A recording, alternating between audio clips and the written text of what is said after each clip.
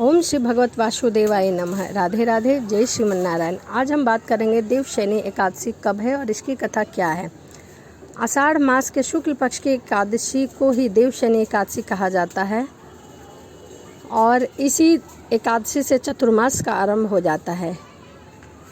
इस अवधि में कोई भी शुभ कार्य जैसे विवाह, शादी, मुंडन आदि सब नहीं किए जा सकते। इस दिन से भगवान श्री हरि विष्णु क्षीर सागर में शयन करते हैं और फिर 4 माह बाद उन्हें उठाया जाता है। उस दिन को देव उठनी एकादशी कहा जाता है। चलिए अब हम देवशयनी एकादशी की कथा को सुनते हैं।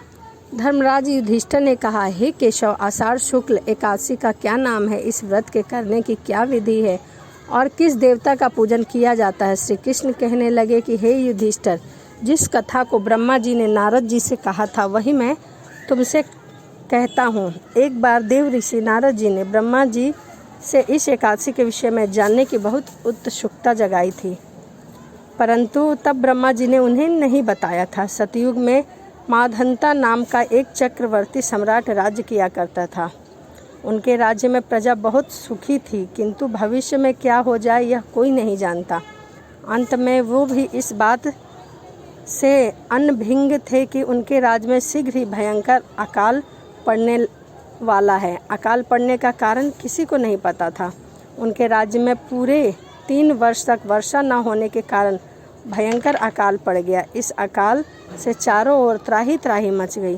धर्म पक्ष के यज्ञ, हवन, पिंडदान, कथा, व्रत आदि में भी कोई कमी नहीं थी, परंतु समझ नहीं आ रहा था कि अकाल किस प्रकार पड़ गया। जब मुसीबत पड़ी तो धार्मिक कार्यों में प्रणाली की रुचि कहाँ रह जाती है। प्रजा ने राजा के पास जाकर अपनी वेदना की दुहाई की और राजा से इस अकाल का कारण पूछने लगे। राजा तो इस स्थिति को लेकर पहले से ही अत्यंत दुखी थे। वे सोचने लगे कि आखिर मैंने ऐसा कौन सा पाप कर्म किया है जिसका दंड मुझे इस रूप में मिल रहा है। फिर इस कष्ट से मुक्ति पाने का कोई साधन करने के उद्देश्य से राजा सेना को लेकर जंगल की ओर चले गए। कुछ समय वहाँ विचरण करते करते एक दिन वे ब्रह्मा जी के पुत्र अंगिरा ऋषि के आश्रम तक पहुँच गया और उन्होंने साष्टांग प्रणाम किया। ऋषिवर ने आशीर्वाद उपरांत कुशल क्षेम पूछा। फिर जंगल में विचरने और अपने आश्रम में आने का कारण भी जानना चाहा। तभी राजा ने हाथ जोड़कर कहा, हे महात्म, सभी प्रकार के धर्म का पालन करता हुआ भी मैं अपने राज्य को सुरक्षित दृश्य नहीं देख पा रहा हूँ। आखिर किस कारण से ऐसा हो रहा है, कृपया इसका समाधान करें। यह सुनकर महर्षि अंगिरा ने कहा, हे राजन, सब युगों में उत्तम यह सतयुग है। इसमें छोटे से पाप का भी बड़ा भयंकर दंड मिलता है। इसमें धर्म अपने चारों आचरणों में व्यापक रहता है। ब्राह्मण के अतिरिक्त किसी भी अन्य जाति को तप करने का अधिकार नहीं है, जबकि आपके राज्य में एक शूद्र तपस्या कर रहा है। यही कारण है कि आपके राज्य में वर्षा नहीं हो रही है। जब तक वह काल को प्राप्त नहीं होगा तब तक आपके राज्य में वर्षा नहीं होगी और शांति भी नहीं होगी।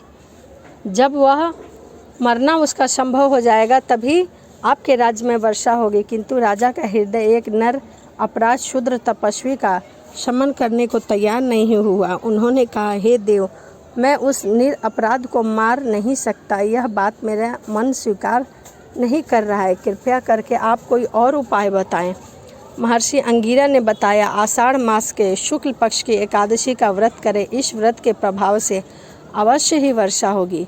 राजा अपने राज्य की राजधानी लौट आए और चारों वर्णों सहित पदा एकादशी का विधि पूर्वक व्रत किया।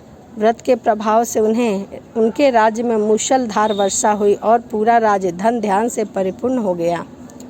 ब्रह्मवर्ते पुराण में देवशयनी एकादशी के विशेष महत्व का वर्णन किया गया है। इस व्रत से प्राणी समस्त मनोकामनाओं को पूर्ण करता है। तो यह आषाढ़ मास के शुक्ल पक्ष की देवशयनी एकादशी की कथा थी और 29 जून को देवशयनी एकादशी है। तो आपको वीडियो कैसी लगी प्लीज़ कमेंट के माध्यम से ज़रूर बताइएगा। और चलिए इसी के साथ वीडियो को समाप्त करते हैं और मिलते हैं नई वीडियो में। राधे राधे, जय श्रीमन नारायण, हरे कृष्णा।